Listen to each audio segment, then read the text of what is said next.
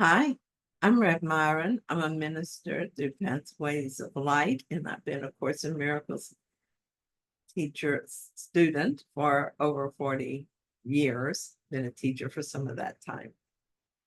I'm going to the text again, asking Jesus to clarify for me, and then I write from that clarity. And that's what I'm sharing with you today. So let's get started. We're reading from A Course in Miracles, chapter 11, section 5, The Dynamics of the Ego, paragraphs 4 through 6. So we're going to read paragraph 4 first. But when we look at the ego, then we are not considering dynamics, but delusions. We can surely regard a delusional system without fear, for it cannot have any effects if its source is not real. Fear becomes more obviously inappropriate if you recognize the ego's goal, which is so clearly senseless, that any effort on its behalf is necessarily expended on nothing. The ego's goal is quite explicitly ego autonomy. From the beginning, then, its purpose is to be separate, sufficient unto itself, and independent of any power except its own. This is why it is a symbol of separation. The ego's goal is egoic autonomy, to be independent of any power except its own. This is why I'm surrendered to the higher power. As I do this practice, I'm learning what it means to be fully surrendered. I'm learning to surrender my thoughts, my worries, and my life. I give this body to Jesus to use for the atonement plan. So I go where I'm directed to go and say what I'm directed to say. I surrender this mind to the Holy Spirit to heal.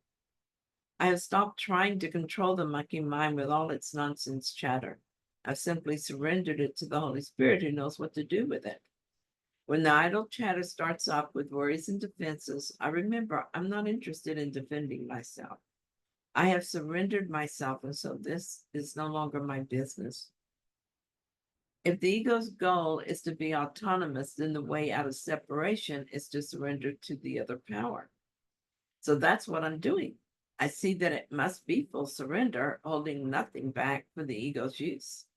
I hesitate to surrender in those places in my life that I most need to. They are the hooks that give the ego something to hold on to. I notice that the more completely I surrender, the more peaceful and happy I am. Here's a helpful passage from The Finders by Jeffrey Martin.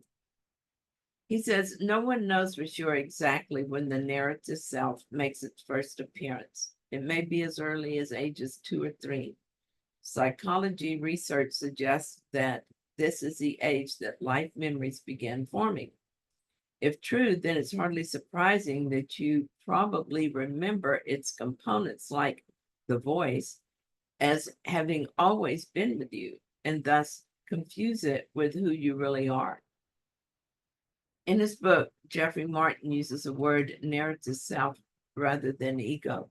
But what he points out is that we think it is who we are, and this is what Jesus wants us to understand about the ego.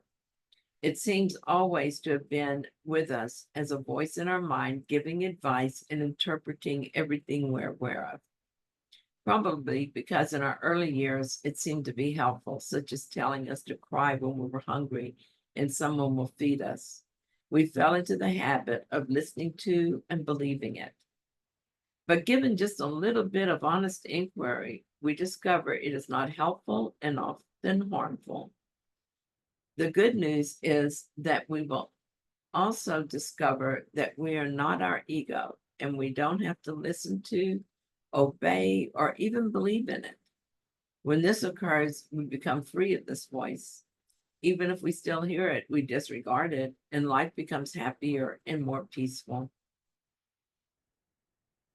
Every idea has a purpose, and its purpose is always a natural outcome of what it is. Everything that stems from the ego is a natural outcome of its central belief, and the way to undo its results is merely to recognize that their source is not natural, being out of accord with your true nature. I said before that to will contrary to God is wishful thinking and not real thinking.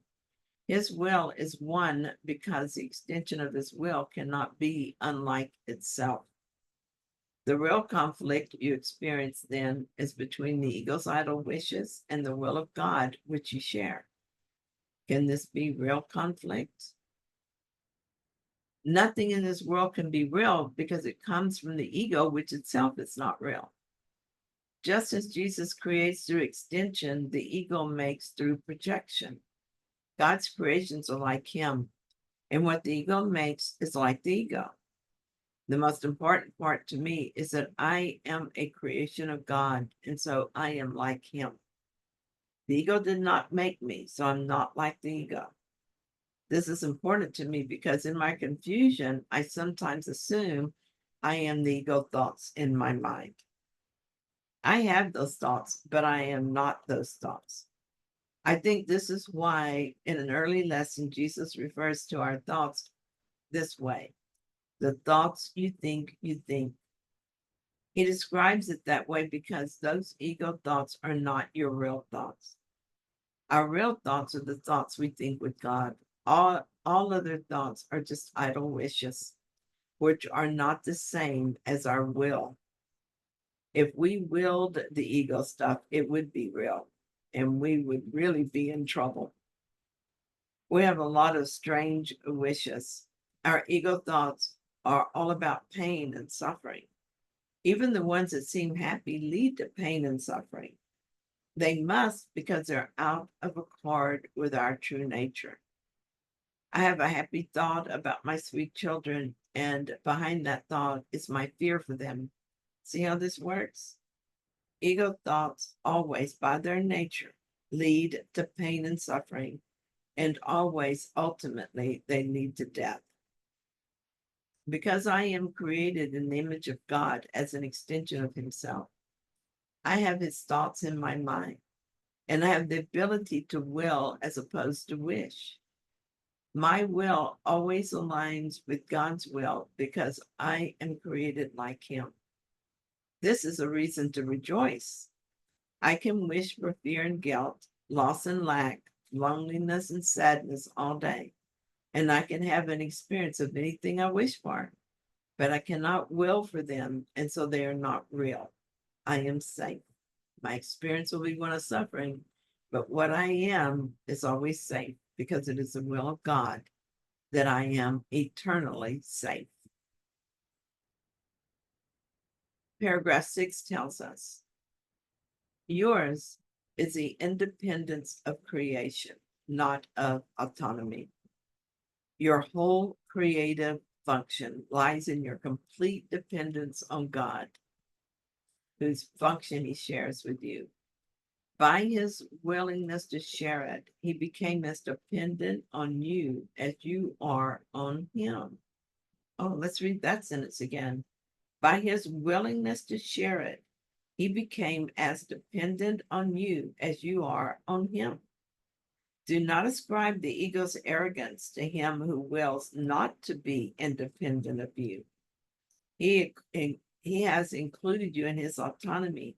Can you believe that autonomy is meaningful apart from him? The belief in ego autonomy is costing you the knowledge of your dependence on God, in which your freedom lies. The ego sees all dependency as threatening and has twisted even your longing for God into a means of establishing itself. But do not be deceived by its interpretation of your conflict. I had an interesting reaction to this paragraph when I first read it. I felt a reluctance to the idea that I must give up my independence and be completely dependent on God. It was interesting because I didn't think I would have that reaction. Well, it is an ego reaction, but I identified with it, so it affected me. I gave it to the Holy Spirit and asked him to heal my mind of the desire to be independent of God. My favorite sentence is this one. By his willingness to share it, he became as dependent on you as you are on him. How incredible that God gave of himself like this in my creation. How different is a snapshot of God than the picture of him that I held for so long. When I thought that I must cling to my independence from God, I pictured a grasping, jealous, maybe even evil God who would take me from this prized possession. But if God created so generously, so fearlessly, then I am wrong about him and wrong to be afraid of him. If God is dependent on me, then surely I am mistaken to think I must be independent of him. There is truth in my mind just behind all the ego thoughts.